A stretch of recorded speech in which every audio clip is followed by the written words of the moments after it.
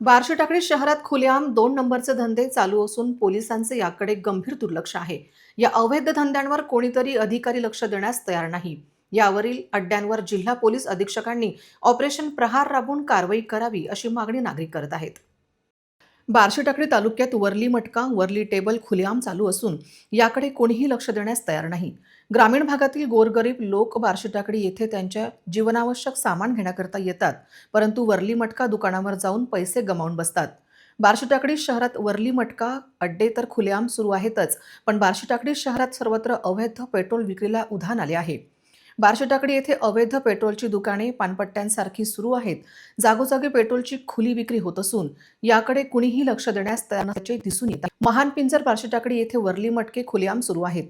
याकडे एकही पोलीस अधिकारी लक्ष देण्यास तयार नाही. पोलिसांचे या अवैध व्यावसायिकांशी आर्थिक मधुर संबंध असल्याने या अवैध व्यावसायिकांचे चांगलेच फावत आहे. गोरगरिबांची एकच मागणी आहे की सगळे अवैध धंदे बंद व्हावेत.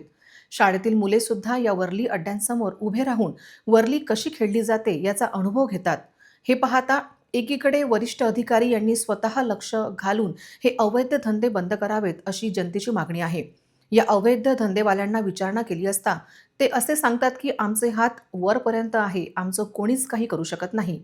बार्शी टाकळी शहर व ग्रामीण परिसरात सुरू असलेले हे अवैध जिल्हा पोलीस अधीक्षकांनी ज्या प्रकारे ऑपरेशन प्रहार राबवून अकोला शहरात अवैध व्यावसायिकांचा बंदोबस्त केला, त्याचप्रमाणे बार्शी टाकळी शहर व ग्रामीण परिसरात ऑपरेशन प्रहार सुरू करावे अशी मागणी बार्शी टाकळी शहर व ग्रामीण भागातील जनता करीत आहे.